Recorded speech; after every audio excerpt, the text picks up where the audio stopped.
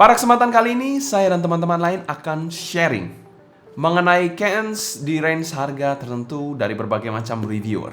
Biar gak penasaran, kita langsung gaspol aja, remblong bumper dulu.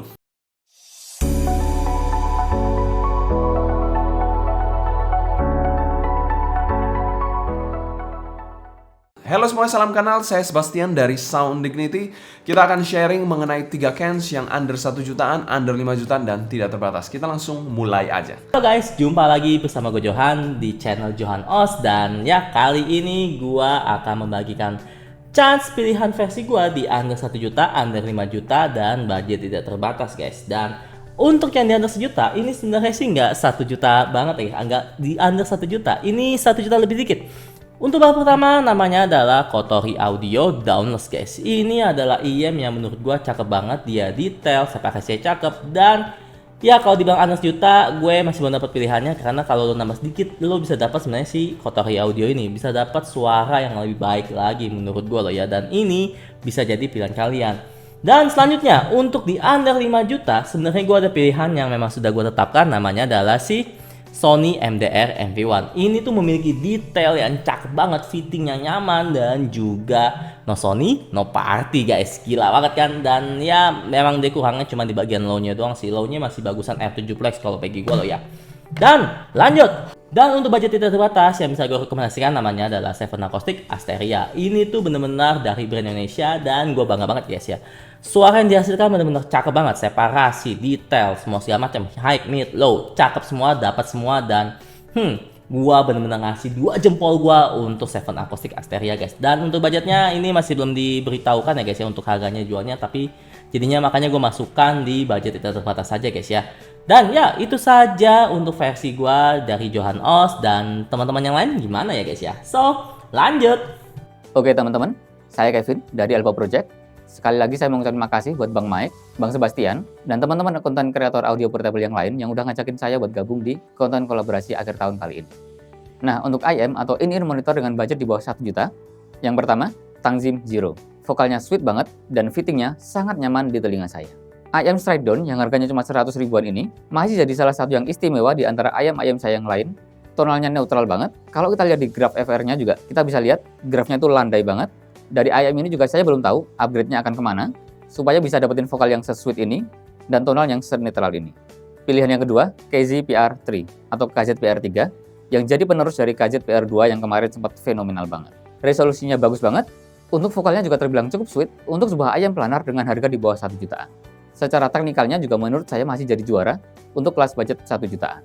Untuk IM dengan budget di bawah 5 juta juga saya ada 2. Yang pertama, 7Hz Timeless. IM planar ini juga punya resolusi yang bagus dan detail yang cukup bagus juga. Bentuknya unik, atau bahkan bisa dibilang aneh ya. Tapi untuk fittingnya, jauh banget dari prasangka buruk saya sebelum dulu nyobain IM ini. IM ini masih jadi salah satu yang fittingnya paling nyaman dari semua IM yang pernah saya coba. Untuk pilihan yang kedua, KiwiEars Quintet. Konfigurasinya unik, nggak cuma hybrid, tapi dia quad bridge. Alias ada 4 jenis driver di dalam IM-nya, termasuk 1 microplanar dan 1 piezoelectric. Sayangnya, IM ini saya jual karena fittingnya nggak cocok untuk saya. Tapi saya akuin, secara tonal dan teknikalnya sebenarnya bagus banget. Nah, untuk IM dengan kategori budget tak terbatas, sayangnya di sini referensi saya belum banyak. Kemarin sempat sih nyobain beberapa IM dari Seven Acoustic, dari Hi Senior juga kemarin sempat nyobain Hi Senior Mega 5 EST, dan beberapa IM yang lainnya. Tapi sayangnya, sampai di situ saya belum bisa menentukan pilihan. Saya belum menemukan alasan kenapa saya harus beli IM dengan harga di atas 5 juta itu.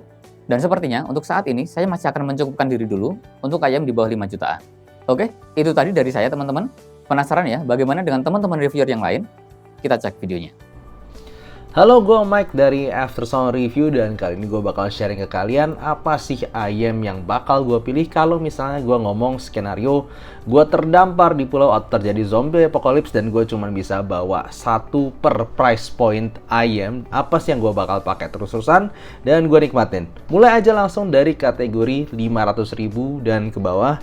Gue bakal pakai Moondrop Q2. Jujur aja suaranya tentu tidak sempurna, gue masih ngerasa dia bassnya cukup asik, vokalnya cukup forward dan cukup balance, cuman treble-nya buat gue kurang extended dan kurang gigit. Tapi yang bikin gue pilih dia adalah fittingnya. Suaranya cukup all-rounder, tapi fittingnya itu bisa gue benar-benar pakai seharian tanpa pusing, tanpa capek. Dan selanjutnya untuk budget 5 juta ke bawah, sekali lagi fitting menjadi salah satu bagian yang terpenting ketika gue milih IM. Dan ini ayam yang baru dalam koleksi gue, yaitu Dunu Falcon Ultra atau Dunu Hayabusa Ultra, tergantung lu region Jepang atau bukan. Ini ayam punya suara yang fun, really impactful bass, vokal tetap clear. Jujur aja vokalnya agak kurang smooth buat selera gue, tapi untuk fitting dan untuk impact serta sensasi fun yang gue dapat dari ayam ini menjadikan pilihan gue di budget 5 juta ke bawah. Tapi kalau untuk ultimate ayamnya dengan budget tidak terbatas, ini bukanlah ayam terwow yang gue punya, tapi ini ayam yang bikin selalu gue pulang, yaitu Sennheiser i600. Ya, semua ayam pilihan gue adalah single dynamic driver aja. Gue pecinta single dynamic driver, gue suka timbre single dynamic driver, dan i600 adalah ayam single dynamic driver favorit gue. Sekali lagi bukan yang paling wow, tapi secara bass yang asik, gebuk tapi nggak terlalu gede, dengan vocal yang juga clear, balance tanpa terlalu maju, treble super extended, tambah fitting yang luar biasa enak, bikin gue selalu balik ke i600. Halo semua, salam kenal, saya Sebastian dari Sound Dignity. Oke, ini monitor under 1 jutaan, mungkin saya ada dua pilihan yang cukup solid menurut saya, yaitu HZHM Zero dan juga EV200 dari SIMGOT. Dua inner monitor ini bisa dikategorikan cukup solid di kelas harganya, dan kenapa saya pilih ya, simply one of the best yang bisa saya katakan sampai sekarang. Inner monitor under 5 jutaan, kita nggak usah jauh-jauh, nggak usah mahal-mahal mendekati 4-5 jutaan. Kita mulai dari Chopin ya. Chopin adalah inner monitor kolaborasi antara Giz Audio dan Binary Acoustic yang memiliki suara yang bisa dikategorikan sapu jagat. Fun, tapi juga detail di satu sisi. Tapi kalau kalian suka yang mungkin lebih bassy, ada kesan-kesan warm dan vokal yang smooth, kalian bisa cobain TE Audio Hype 2. Itu salah satu pilihan yang menarik juga di under 5 jutaan. Kalau bicara soal inner monitor dengan budget yang tidak terbatas, saya baru mencobanya pada event Papi kemarin dan cukup wow me ya. Inner monitor dari tidak lain tidak bukan dari Seven Acoustic Asteria. Seven Acoustic Asteria membuat saya tercengang dengan suaranya. Ini adalah inner monitor yang ya bisa dikategorikan summit Fi. Dari prototipenya aja udah sangat-sangat mengesankan, apalagi final produknya.